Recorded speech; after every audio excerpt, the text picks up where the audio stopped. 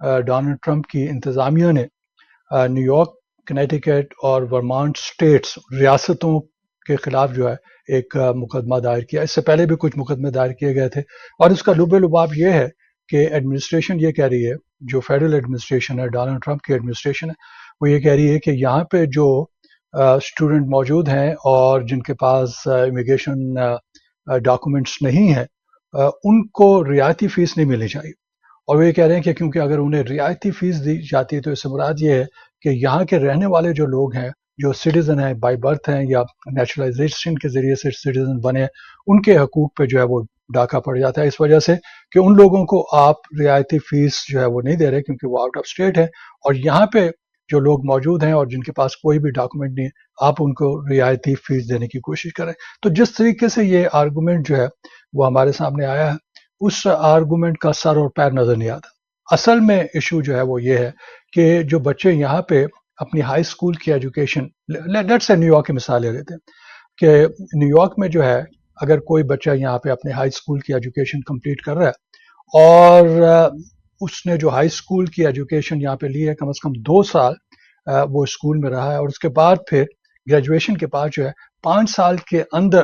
وہ یہاں پہ پبلک یونیورسٹی یا پبلک کالج میں داخلہ لینا چاہتا ہے تو اپنی درخواست فائل کر سکتا ہے، اور اسے جو ہے ان اسٹیٹ ٹیویشن فیس جو ہے اسے چارج کی جائے گی. اس کی بھی آپ کو میں ایک مثال دے دیتا ہوں کہ کتنا فرق ہے. اپروکسیمیٹلی جو ہے 7,700 جو ہے وہ ٹیویشن فیس ہے ان اسٹیٹ اسٹوڈنٹس کے لیے، چاہے وہ ان لافل اسٹیٹس میں ہے یا لافل اسٹیٹس میں ہے. اور اگر وہ آؤٹ آف اسٹیٹ سے یہاں پہ آ رہے ہیں تو پھر ان کی فیس جو ہے وہ میرا خیال ہے 17,000 یا 18,000 کے برابر چلی جاتی ہے. تو جس وقت یہ مقدمہ کیا گیا ہے، اس مقدمے کے جواب میں جو ڈاکومنٹیشن پیش کیے گئے اور جو لاجک دکھائی گئی ہے اور جو لیگل پریسیڈنٹ جو ہے وہ شو کی گئے، اس سے یہ کہا جا رہا ہے کہ کوشچن یہ نہیں ہے کہ کون آؤٹ آف اسٹیٹس ہے، کون آؤٹ آف اسٹیٹس نہیں ہے. کوشچن یہ ہے کہ کیا اس شخص کو جو ہے وہ یہاں پہ رہتے ہوئے، کیونکہ اس نے 2 سال یہاں پہ کالج کیا جس طرح سے نیو یارک اسٹیٹ کا قانون ہے، اور اس کے بعد پھر 5 سال کے اندر اس نے پبلک یونیورسٹی میں داخلہ لے لیا، تو اس بنیاد پہ یہ ڈٹرمن ہونا چاہیے کہ اس سے جو ہے ان اسٹیٹ چارجز کیے جائیں گے یا آؤٹ آف اسٹیٹ چارجز کیے جائیں گے. تو یہ جو ریاستیں ہیں جس میں نیو یارک ہے اس اسٹیج کے اوپر، ورمانٹ ہے اور کنیٹیکٹ ہے، انہوں نے یہ رویہ حاصل کیا. اور اس سے پہلے جو 3 اور اسٹیٹ تھے جس میں میرا خیال ہے نیو جرسی ہے یا ورجینیا ہے اور کیلیفورنیا ہے، انہوں نے بھی یہ پوائنٹ آف ویو جو ہے وہ پیش کیا کہ جناب ہم یہ ہمارا معاملہ ہے، یہ اسٹیٹ کا معاملہ ہے، ہمارے پاس اس کے بارے میں جو ہے یہ تمام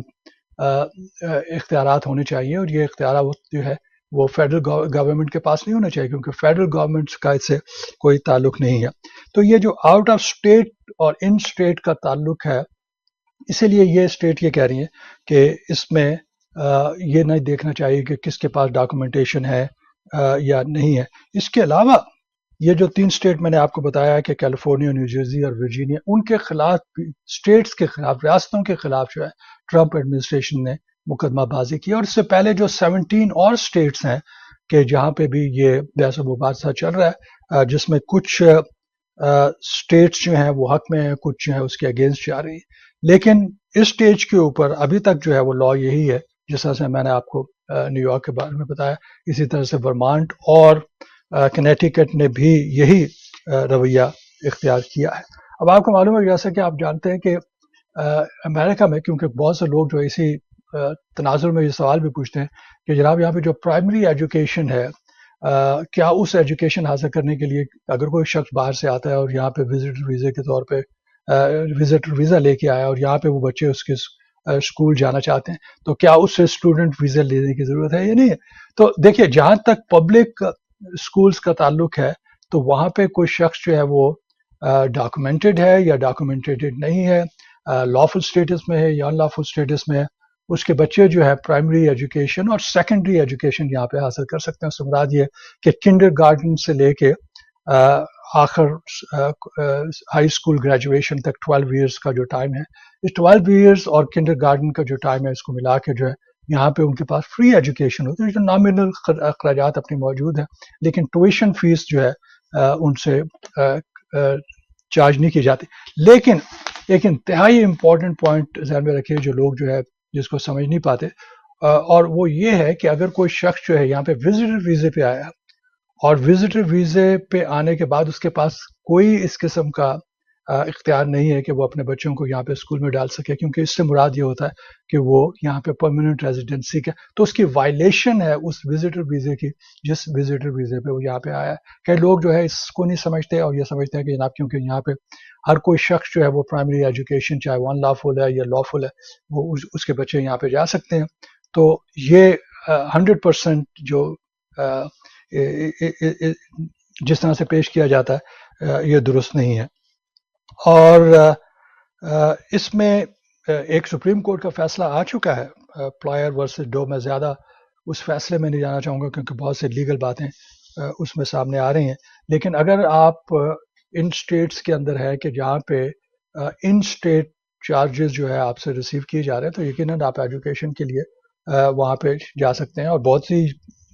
سٹیٹس جو ہیں اس کے لیے آپ کے لیے دروازہ جو ہے وہ کھول دیتی ہیں. لیکن جو ریاستی قوانین ہے ان پہ بھی نظر ڈالنے کی ضرورت ہے، کیونکہ مختلف اسٹیٹ میں آپ کو معلوم ہے یہاں پہ ایجوکیشن کا سسٹم یہ ہے کہ ان میں جو ہے ہمیں تضاد نظر آتا ہے یا پھر اس میں کنٹروورسی نظر آتی ہے بہت سی ایسی جگہوں پہ. تو اس کو بھی صاف دیکھنے کے لیے سے پہلے کہ آپ ڈیسیژن کریں کہ کس اسٹیٹ میں جا کے آپ نے ایجوکیشن حاصل کرنی ہے وہ بہت ضروری ہوگی. جس طرح سے میں نے نیو یارک اسٹیٹ کے بارے میں آپ کو بتایا کہ اس میں 2 سال کی ریکوائرمنٹ ہے کہ آپ نے یہاں پہ 2 سال کے لیے کالج اٹینڈ کیا ہو، اور اس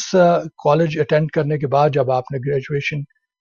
لے لی ہے ہائی اسکول کی، ہائی اسکول کی میں بات کر رہا ہوں، تو اگر آپ نے اس کے لیے ایجوکیشن حاصل کر لی تو پھر 5 سال کے اندر آپ نے پبلک کالج یا یونیورسٹی میں داخلہ لینا ہے.